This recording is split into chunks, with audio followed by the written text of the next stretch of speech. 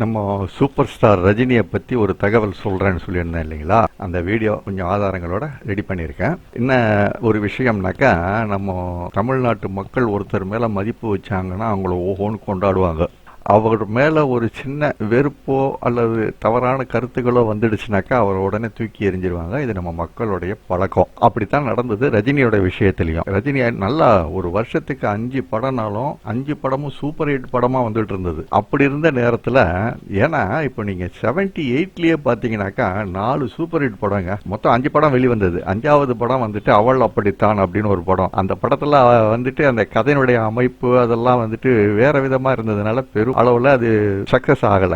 இருந்தாலும் 5 படம் அவரது ரிலீஸ் ஆச்சு. அடுத்த வருஷம் 79ல ஒரு பெரிய பின்னடைவு அவருக்கு ஏற்பட்டது. எப்படின்னு கேட்டீங்கன்னாக்கா, 1979ல அவருடைய படம் ஜனவரி மாசம், அதாவது பொங்கல் ரிலீஸ், ஜனவரி 12க்கு ரிலீஸ் ஆகுது குப்பத்து ராஜா. குப்பத்து ராஜா படத்தை எடுத்தவர் யாருன்னா TR ராமன்னா, அந்த காலத்துல கொடி கட்டி பறந்தவர். அவர் எடுத்த படங்க அட்டர் ஃபிளாப், படம் ஓடவே இல்லை. அதுக்கு பிறகு பாலச்சந்தர் ஒரு படத்தை ரிலீஸ் பண்றாரு, அதுதான் நினைத்தாலே இனிக்கும். நினைத்தாலே இனிக்கும் படம் ஓரளவு சக்சஸ் ஆச்சு. இருந்தாலும் அதுல விஸ்வநாதனுடைய பாடல்கள் தான் முக்கியமான காரணம். ரஜினியோ கமலோ கிடையாது. ஏன்னா அவங்க 2 பேருக்கு அதுல பெரிய ரோல் எதுவும் கிடையாது. ஜூன் மாசம் தான் வருது தர்ம யுத்தம். இந்த தர்ம யுத்தம் அப்படிங்கிற படம் தான் ரஜினியை பொறுத்த வரைக்கும் ஒரு கம்பேக் அப்படின்னு சொல்லலாம், இல்லைனாக்கா லைஃப் கிவர் அப்படின்னு சொல்லலாம். இப்படி ஒரு படம் இந்த தர்ம யுத்தம். சரி, இப்போ என்ன நடந்தது, அந்த தர்ம யுத்த படம் எப்படி ரிலீஸ் ஆச்சு அப்படின்றதையும் முதல்ல சொல்லிடுறேன். அதன் பிறகு இந்த சம்பவத்தை நான் வரிசையா சொன்னா சரியா இருக்கும். அவர் படம் ரிலீஸ் ஆகுதுனாக்கா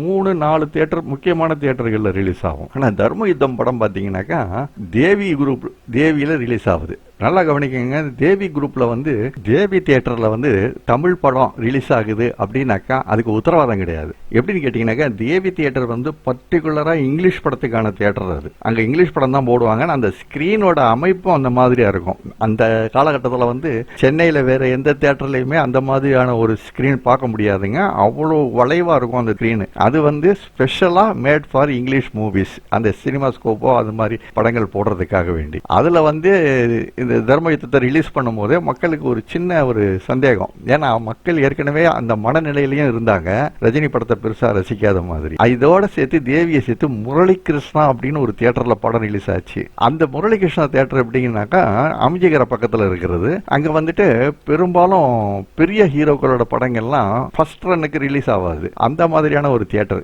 தேவிலையும் முரளி கிருஷ்ணாவிலையும் தான் இந்த படத்தை ரிலீஸ் பண்றாங்க தர்ம யுத்தம். அதாவது தர்ம யுத்தம்னு சொல்றதை விட ரஜினியோட படம் அப்படின்னு சொல்லலாம். அப்புறம் அந்த படம் ரிலீஸ் ஆன பிறகு அது மெல்ல மெல்ல மக்கள் மனசுல இறங்கிடுச்சு. என்ன இறங்கிடுச்சுன்னு கேட்டீங்கன்னாக்கா, ரஜினி மேல இருந்த கோபம் மக்களுக்கு கொஞ்சம் கொஞ்சமா விலகி அவர் மேல ஒரு இரக்கம் ஏற்பட்டது. அந்த கதையை RC சக்தி அப்படி அமைச்சிருந்தாரு. தர்ம யுத்தம் படத்துக்கான கதையை எழுதினவர் பீட்டர் செல்வகுமார் அப்படின்னு ஒரு எழுத்தாளர். சரி, இப்போ நான் முதல்ல நடந்த சம்பவத்தை சொல்லிட்டு அதுக்கப்புறம் தர்ம யுத்தம் கதையை பத்தி உங்களுக்கு ஒரு குறிப்பு சொல்றேன். முடிஞ்சா நீங்க படத்தையும் பாருங்க, நல்லா இருக்கும் படம். அதாவது ரஜினி கொஞ்சம் சூடான ஆளு. சூப்பர் ஸ்டார் ஆகிறதுக்கு முன்னால சூடான ஆள்னாக்கா மனசுல வச்சுக்கிட்டு பம்மிட்டுலாம் போக மாட்டாரு. டக்குன்னு மனசுல ஒரு கோபம் வந்துருச்சுன்னா பட்டுன்னு வெளிப்படுத்திட்டு போயிடுவாரு. அந்த மாதிரியான ஒரு நபரா அவர் இருந்தாரு. அதாவது ரஜினி எவ்வளவு சூடானவர் அப்படிங்கறத விளக்குறதுக்கு இன்னொரு சம்பவம் ஒன்று சொல்றேன். தளபதி ரொம்ப லேட்டா அப்புறம் ரிலீஸ் ஆகுது 90ஸ்ல.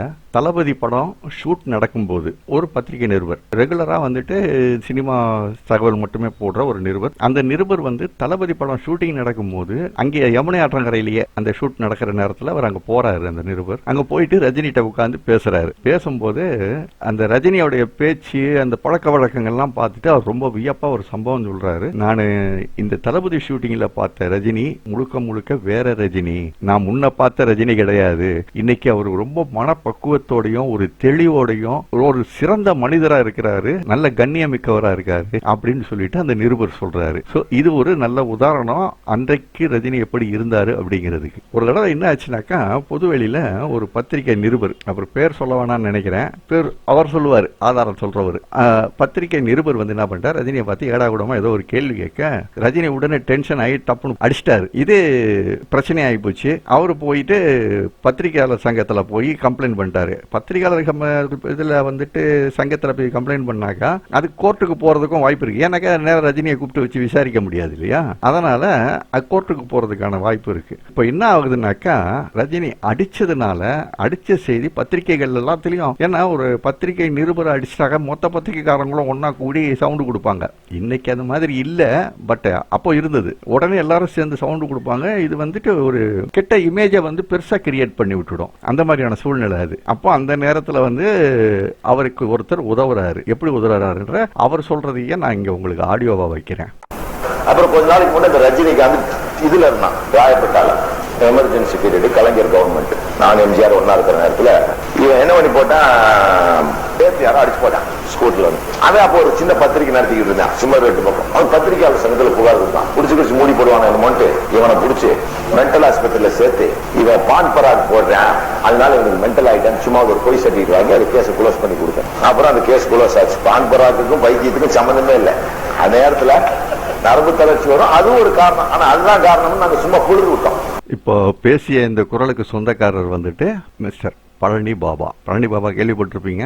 அவர் சொன்ன சம்பவம் அது. இதுதான் ரஜினி செய்த தவறு, அதாவது தவற மிக பெரிதாக்கப்பட்டது. பழனி பாபா சொன்னது போல அவர் வந்து கொஞ்சம் மனநிலை சரியில்லாதவர் அப்படிங்கிற மாதிரியான ஒரு தகவல் பெரிதா பரப்பப்பட்டது அந்த நேரத்தில். இதுதான் வந்து ரஜினி மேல இருந்த மக்களுடைய அல்லது ரஜினி ரசிகர்களுடைய அபிமானத்தையும் அபிப்பிராயத்தையும் பெரிய அளவில் கெடுத்தது. இப்போ ஆர்சி சக்தி என்ன செய்யறாரு பாருங்க. இவர் தான் வந்துட்டு ரஜினியை திரும்ப எழுப்பி கொண்டு வர்றாரு திரையுலகு. அவர் பண்ண இந்த தர்ம யுத்தம் அப்படிங்கிற படம் பேர் பாருங்க, எப்படி தர்ம யுத்தம்னு வச்சிருக்காங்க. தர்ம யுத்தத்துக்கும் அந்த கதைக்கும் பெரிய அளவில் ஒரு சம்பந்தம் இருக்காது. வழக்கமான ஒரு பழி வாங்குற கதை தான். ஆனா இதுல அவர் ரஜினி கேரக்டரை எப்படி அமைச்சாருங்கிறத பார்க்கணும். அந்த சூழ்நிலையில ரஜினி வந்து ஒரு சூடான பார்ட்டினும், அவரை ஒரு பத்திரிகையாளர் வந்து இரிட்டேட் பண்ற மாதிரியாகவும், அதனால அவர் டென்ஷன் ஆகி பத்திரிகையாளர் தாக்குற மாதிரியாகவும் இருந்த சம்பவத்தையும் அப்படியே சினிமாவில் கொண்டுட்டு வர்றாங்க. எப்படின்னாக்கா, ரஜினி வந்து ஒரு பெரிய செல்வந்தர். நிஜ வாழ்க்கையிலையும் அப்படித்தானே அவர் இருந்தார். அந்த நேரத்தில்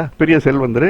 அவர்கிட்ட வந்துட்டு ஒரு பத்திரிகை நிருபரா ஸ்ரீதேவி வர்றாங்க. ஸ்ரீதேவி பேசும்போது ரஜினி வந்து வழக்கமா அவருடைய கேரக்டர் படியே வந்துட்டு கொஞ்சம் சூடா ஒரு மாதிரி பதில் சொல்ல, இதை வேற மாதிரி பழி வாங்குறதுக்கு ஸ்ரீதேவி ஒரு பிளான் பண்ணுவாங்க. இதுல வந்து ரஜினிக்கு ஒரு பெரிய அளவுல நஷ்டம் வரும். பட் பிற்காலத்துல அதே வந்து அவருக்கு வந்து ஒரு நல்ல பலனையும் கொடுக்குது. அப்படின்ற போது அது ரிப்போர்ட்டர் மேல அவர் இருந்த கோபம் போயிடுது. பிற்பாடு என்ன சம்பவம் இதுல அவங்க காமிக்கிறாங்கன்னாக்கா, ஒவ்வொரு பௌர்ணமியிலையும் வந்துட்டு இந்த படத்துல ஒவ்வொரு பௌர்ணமியிலையும் அவருக்கு வந்துட்டு மனநிலை சரியில்லாம போகுமா.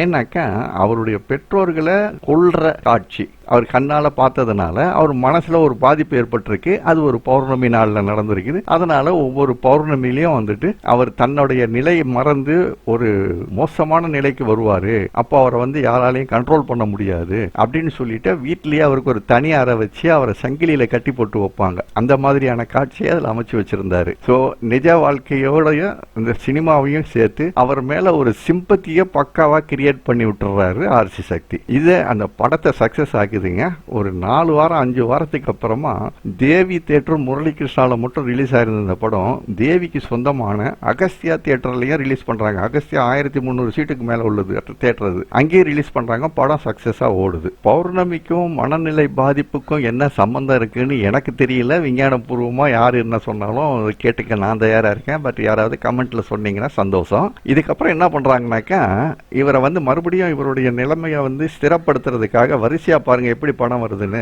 79ல வழக்கமா அவர் 5 படம் நடிப்பார் இல்லையா. இதுல முதல்ல ஒரு படம் டோட்டல் ஃபிளாப், 2வது படம் ஓரளவு MSVக்காக ஓடினது, 3வது தர்ம யுத்தம் வந்தது. இது தன்னைத்தானே நிலைநிறுத்திக்கிற மாதிரி வந்த படம். ஆர்சி சக்திக்கு அவர் ரஜினி மிகப்பெரிய அளவுல நன்றி சொல்லணும். 4வதா ஒரு படம் வருதுங்க, நான் வாழ வைப்பேன். பார்த்திருப்பீங்கன்னு நினைக்கிறேன். சிவாஜி படத்துல ரஜினி நடிச்சிருந்தாரு. இதுல ரஜினியோட ரோல் வந்துட்டு இன்னும் அதிகமா நம்மளுக்கு சிம்பத்தியை கிரியேட் பண்ற மாதிரி பண்ணிருப்பாங்க. இந்த படத்துல வந்துட்டு பேசப்பட்டது அந்த நேரத்துல சிவாஜியவே வந்து ரஜினி மிஞ்சிட்டாரு அப்படின்னுட்டு. அந்த அளவுக்கு உண்மையிலேயே காட்சிகளும் அப்படிதான் இருக்கும்.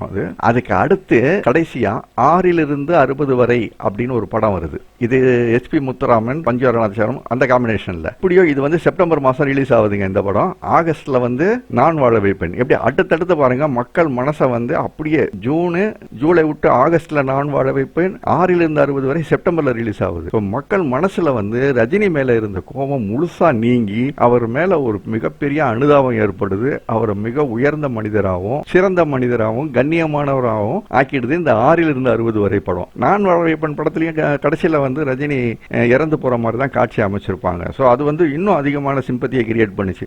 இப்படியே ரஜினி மேல இருந்த மக்களின் மனக்கசப்பை முழுசா நீக்கியது இந்த 3 படங்கள். ஒரே நேரத்தில் பல படங்கள் எடுத்துட்டு இருந்ததுனால ஒண்ணுக்கு ஒண்ணு படம் ரஜினியை நிலைப்படுத்துறதுக்கு பல முயற்சிகள் தொடர்ந்து நடந்துகிட்டு இருந்தது. இதுல 80ல வந்து ரிலீஸ் ஆன பில்லா படத்துல வந்து ஒரு சாங் சீக்வன்ஸ் ஒன்று வரும், அதை வைக்கிறோம் பாருங்க. எப்படி எல்லாம் வந்துட்டு ரஜினியை நிலைப்படுத்துறாங்க அல்லது அவரை சிறப்படுத்துறாங்கன்றத பாருங்க. அந்த பாட்டுல சொல்லுவாரு, என்னை பத்தி 1000 பேரு என்னென்ன சொன்னாங்க, இப்ப என்ன செய்வாங்க, நாட்டுக்குள்ள எனக்கு ஒரு ஊர் உண்டு அப்படிங்கிற அந்த பாட்டுல. அதுக்கு அடுத்து சரணத்துல வரும், 4 படி மேலே போனா நல்லவனை விட மாட்டாங்க, பாடுபட்டு பேரை சேர்த்தா பல கதைகள் சொல்லுவாங்க, யாரு சொல்லி என்ன பண்ண, நானும் இப்போ நல்லா இருக்கேன், உங்களுக்கும் இப்ப சொன்னேன், பின்னால பார்க்காத முன்னேறு முன்னேறு. இந்த மாதிரியான பாடல் வரிகளும் அந்த நேரத்தில் அவருக்கு வச்சு கொடுத்தாங்க. அந்த பாடல் காட்சியில அவரை ரொம்ப வெகுளியாவும் அப்பாவியாவும் காட்டியிருப்பாங்க. இப்போ பாருங்க, ரஜினி சொல்றாரு இல்லையா, என்னை வாழ வச்சது தமிழ் மண்ணுடான்னு. அது சத்தியமான வார்த்தை இல்லைங்களா? அன்னைக்கு மட்டும் இந்த தர்ம யுத்தம், அதுக்கப்புறம் வந்து இந்த நான் வாழ வைப்பேன் 6ல இருந்து 60 வரை இது மாதிரியான சிம்பத்தி படங்கள் வரலைன்னா ரஜினியை திருப்பி மீட்டெடுக்கிறது ரொம்ப கஷ்டமா போயிருக்கும். ஆனா அவங்க ஒரு வகையில ரஜினியை மேல உயர்த்தி கொண்டு வரணும்னு எதிர்பார்த்தாங்க. 2வது, ரஜினியை ஒரு பொன் முட்டையிடும் வாத்துங்கிறது தமிழ் சினிமாவுக்கு தெரிஞ்சிருக்குது. அதனால அந்த வாத்துக்கு ஏற்பட்ட காயங்களை போட்டு ஆத்தி அதை சரி பண்ணிட்டாங்க. இப்போ ரஜினி இன்னைக்கு வரைக்கும் தமிழ் திரையுலகுக்கே ஜெயிலரா இருக்காரு. இந்த வீடியோவில் நான் எதுவும் வந்து மிகைப்படுத்தி சொல்லலை. சொல்ல போனாக்கா இருந்த உண்மைகளை சிலதை குறைச்சே நான் சொல்லியிருக்கேன். அவ்வளவு வெளிப்படையாக சொல்ல வேணாம் அப்படின்னுட்டு. இது போன்ற ரேரான தகவல்கள் தெரியணுனாக்கா இன்னும் நிறைய தகவல்கள் வர இருக்கு. ஷேர் பண்ணிக்கோங்க, சப்ஸ்கிரைப் பண்ணிக்கோங்க.